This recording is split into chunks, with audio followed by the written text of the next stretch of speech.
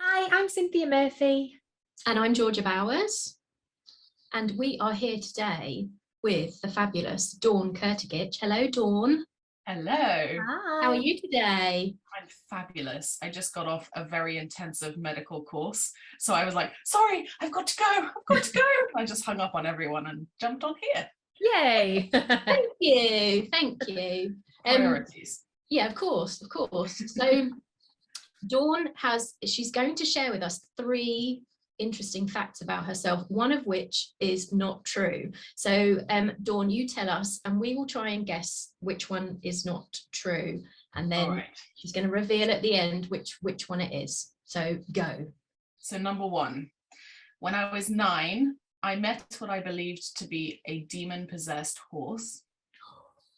Number 2, at 16, I co-designed a piece of equipment that was placed in COAST, which is the Cambridge Optical Astronomical Interferometer Telescope.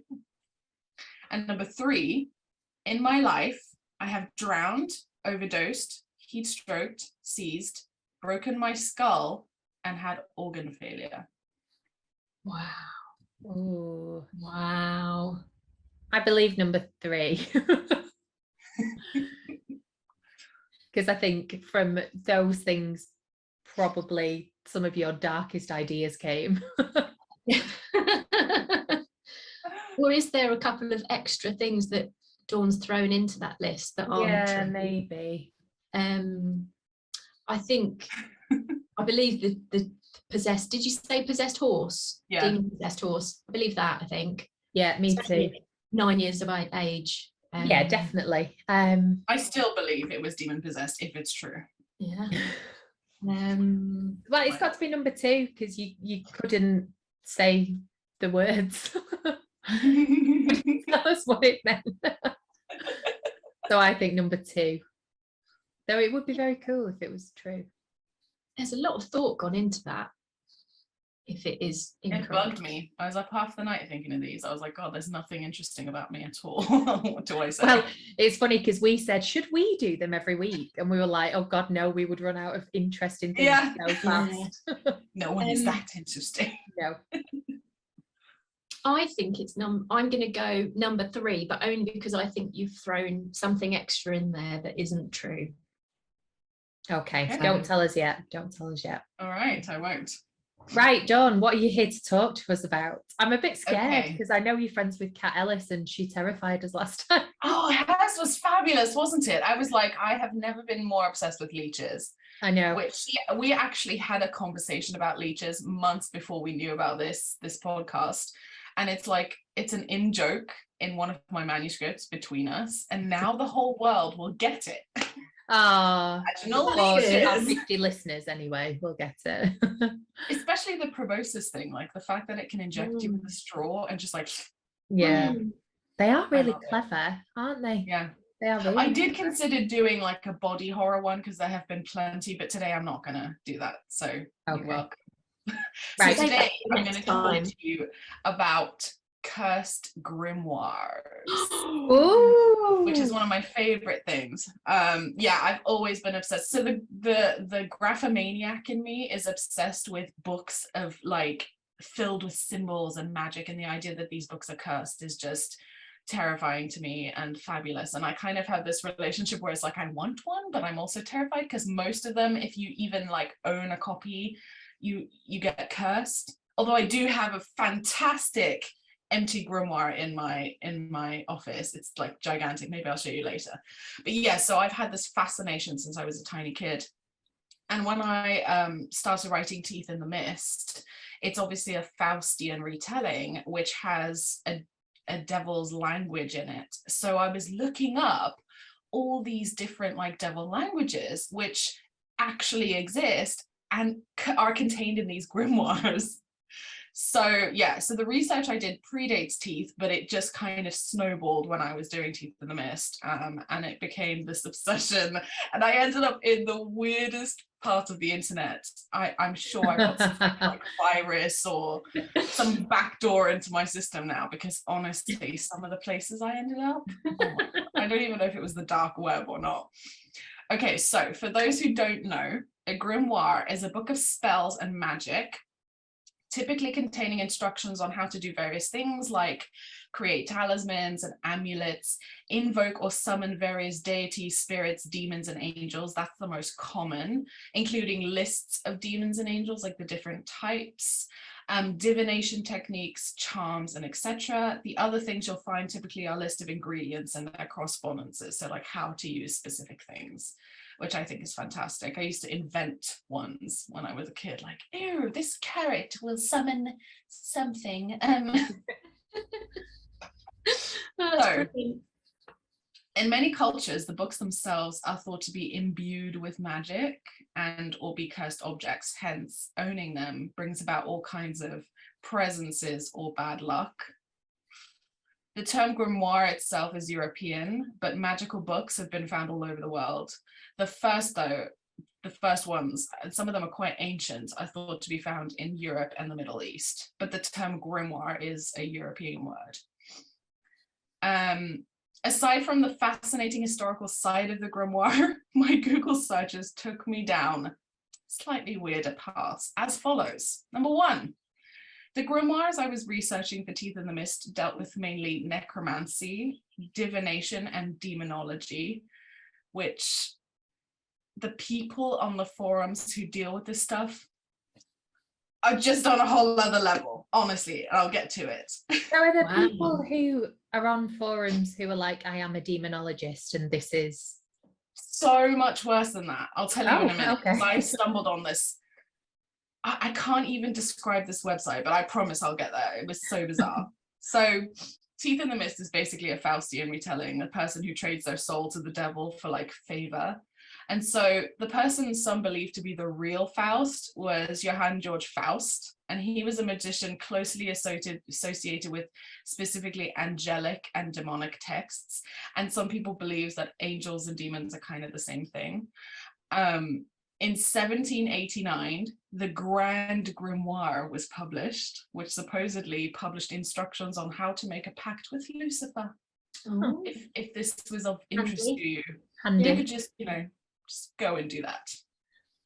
God, it's terrifying to me.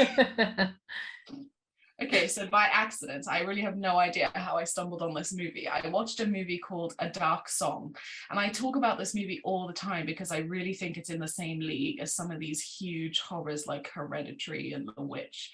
What's it called, Dawn? I'm going to write it down. A Dark Song.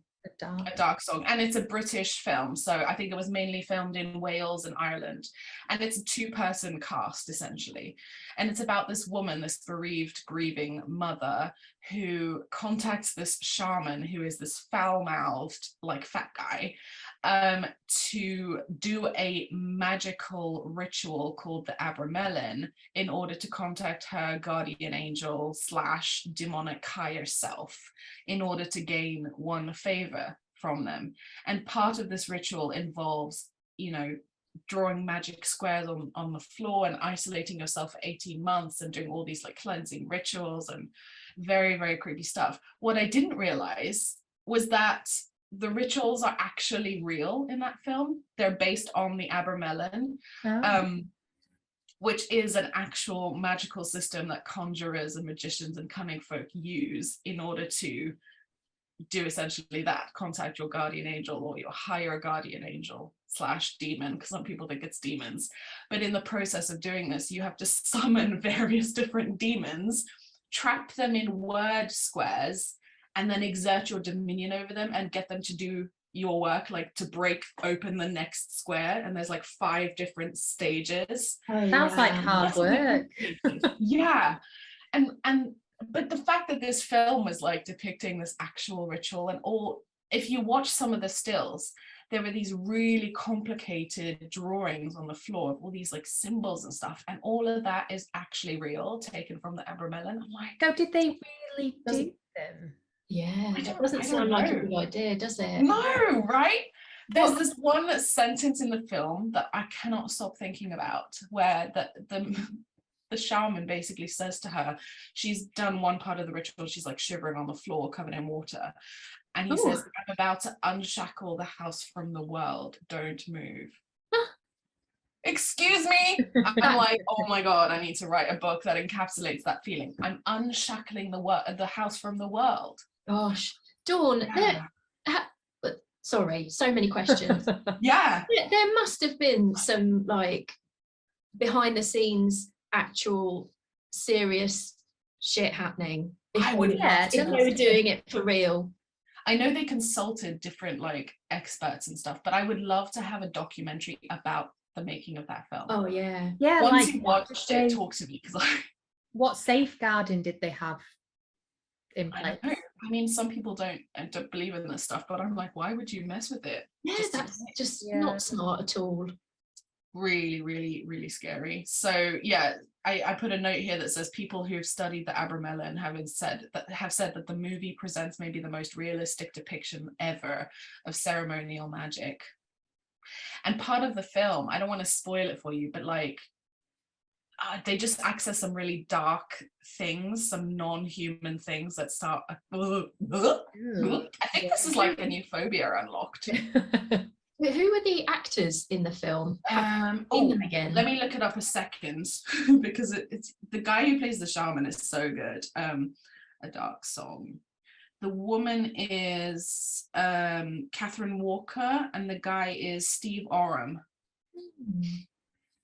They're so good. There are a couple of like side characters, and the person. Well, I can't tell you the rest without spoiling it. Okay. But it's so worth a watch. Really, really cool. Really moody atmosphere. Plus, partly set in Wales, which is where I live. Best place in the world. So, Abermellon, the man, was a conjurer or a mage who put the book together for his son as kind of like an instructional manual. He believed that every human has their own personal demon or guardian angel, which can be summoned using a complex set of rituals heavily based on the Kabbalah. So it's hugely used as the Kabbalah, apparently. In the process of doing the ritual, you have to summon and trap several lesser demons and exert dominion over them, as I said. And then those demons will basically break open the next square, and then you have to banish them. And if you don't, they kind of attach themselves to you and cause all kinds of havoc. Great. I know. So the ritual of Abermellon apparently was attempted several times by the notorious Aleister Crowley, who was like a cult leader, right? I'm going to talk about him today. Really? How amazing is that convenience? So it's still undertaken by real life occultists today, but Aleister Crowley, apparently, he attempted it at this specific house. Where was it? What was the name of it? Oh, Boleskine House, that's it. So he partially did the ritual, but he never completed it, and he never banished whatever he summoned. So apparently after this, Boleskine has, been cursed with a reputation as being deeply haunted and plagued. And also after this, Aleister Crowley got into drugs, and his whole life just spiraled out of control after this. And people sometimes blame the fact that he didn't finish the ritual. Wow. Always. Okay, so all of this led me to this website. It was such a bizarre place. It was mostly black, and it wasn't linear. It had pockets of information at different places, as though the code had sort of glitched, and words were on top of each other, and then you had audio files and people talking, and you basically had all these different people talking about their attempts to do the Abermellon ritual and summon different demons. And some of them were I summoned Bile, and we just didn't vibe, so I banished him and threw that sucker. And then other people were anyone who tells you that the Abermellon doesn't take 18 months, or you can do it in 6 months, is a liar. I did it, and I met bloody blah demon.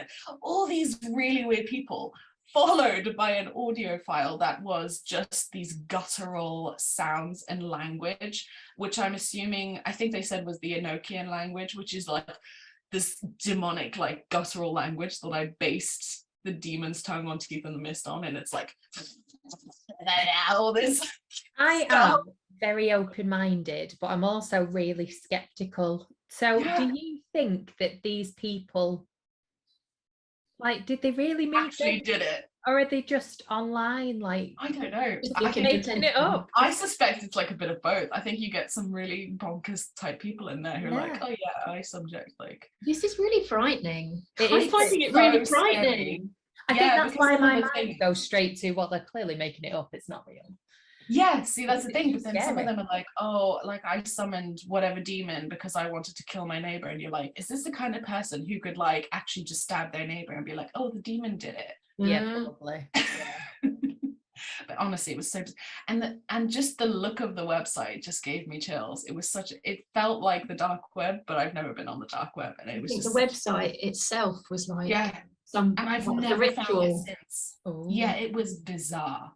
Like the text was overlapping and it was sort of glitchy and weird. And honestly, I probably have some horrible virus on my computer. I mean, from this search amongst other searches. Well, that We're definitely all on a watch list, aren't we? I mean, yeah, for sure. I probably got the demon people that they're going like, you watch, I'm gonna send some demon to you. But yeah, the casual way these people posted, like, yeah, like I just saw, it's just the casual way they talked about summoning potentially ancient demons is just like, yeah, I love that. I better leave. We didn't vibe. We just didn't see eye to eye. We didn't have the same interests. So Yeah, it's just so bizarre. So yeah, that's basically it. And then some of the best known grimoires are the following. I'm going to tell you about 9 of them because they're just so interesting. Most of them are like either in the Vatican or locked in private vaults and things. Some like the books, you know, with human skin. I watched that episode that you did. Like those books, many of them have to be authenticated, but some of them have, and some of them are just really, really ancient. So number 1, the Lesser Key of Solomon. It's a cursed grimoire with instructions on how to summon 72 demons. No one knows who wrote it. We have no idea. It's so cursed that even just owning a copy will cause the owner to have bad luck for life or to die. So yay. Number 2, the Picatrix. I love that name, the Picatrix. Presumed to be from the 11th century. And the pages are really weird. They contain recipes that use human fluids for magical elements, including semen. So, Nice. I know. Sure. We discussed the Abermellon. We've got the Devil's Bible, 10 pages of which are missing. And those 10 pages are said to summon Lucifer.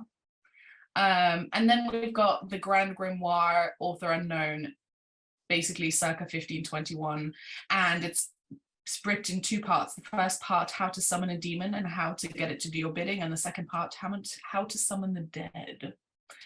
Yeah, and basically they're just all the same thing, but they've fallen into the hands of various famous people who then sort of had bad luck after that. And I'm just so fascinated by that.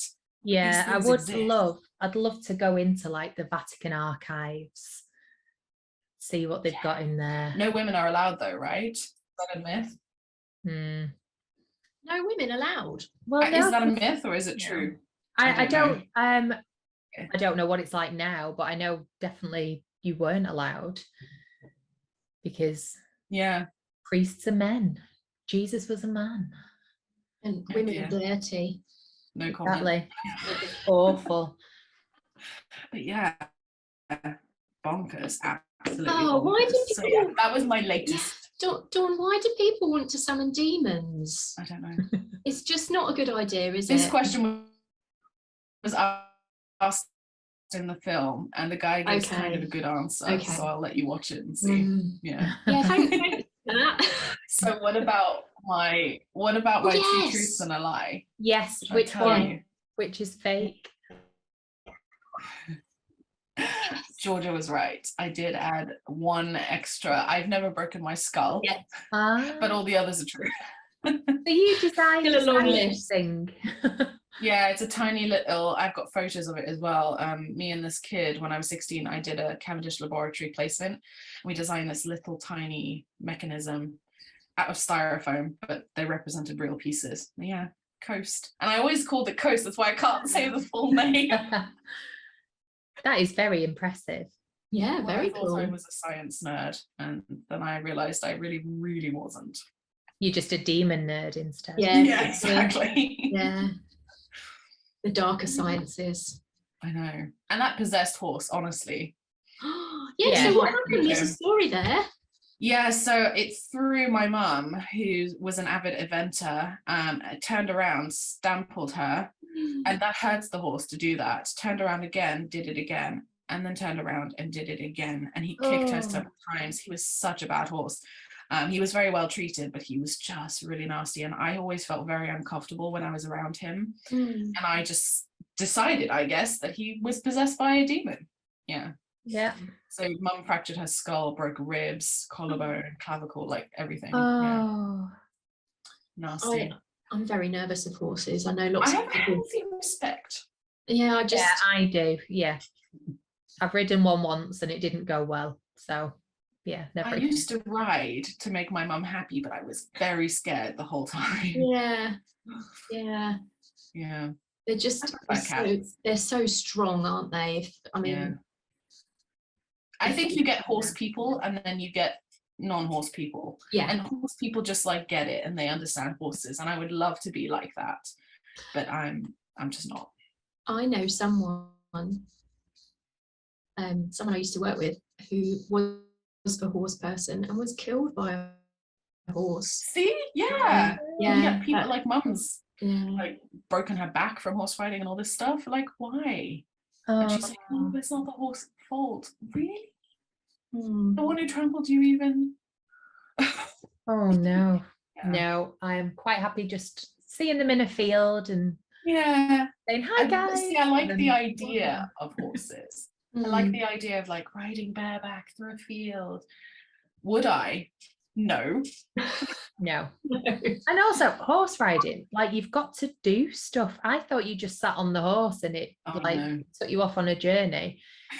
And I remember, so I booked this romantic beach horse trek for my husband and I in Bali before we were married. I'd never been on a horse. Thought I would just sit on it and have this nice journey. Well, it took an hour to get to the beach, in which time my legs were absolutely, I was wrecked. Got to the beach and the guy let me off the leash. And I said, no, I'm not comfortable being in charge of the horse on my own. And he went, no, it's fine. This isn't a crazy horse. Well, the horse bolted down the beach with me on its back. Oh man. Luke was in front of me because Luke hadn't told me he secretly knew how to horse ride. He's like trotting along on the beach.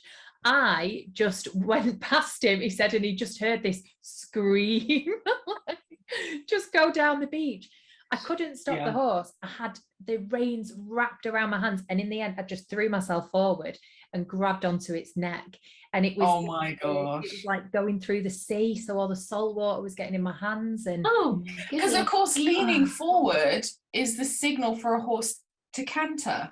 Oh, okay. Well, so when you lean back, the horse will slow, but people always lean forward. Because I did ride for many years and I show jumped and everything, but like it just very did low what level. I wanted it to do, so I just gone for life. But I thought I was going under it.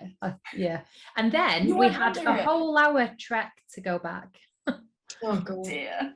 So and walking the next day like and I'd burnt all my shoulders because I was too scared to let go of the horse to pull my top back up. Well, it's certainly something you could say you've done. Yes, once. You've ridden a horse through the ocean. You could just leave it at that. Yes, that was a magical experience. Could have been my 2 truths and a lie, couldn't it? Yeah. Ah, yes. I had a horse shit on my knee. My horse experience. Oh dear. Nice. Yeah. Warm. So classy. Right, guys. Well, on that note, I'm going to say thank you for joining us, Dawn. Thank you for having me. I'm glad I could enlighten you for all your demonic needs. Yeah, thank you. And we will see you next week. Yes. Bye. Bye. Bye. Bye-bye. Browser history deleted.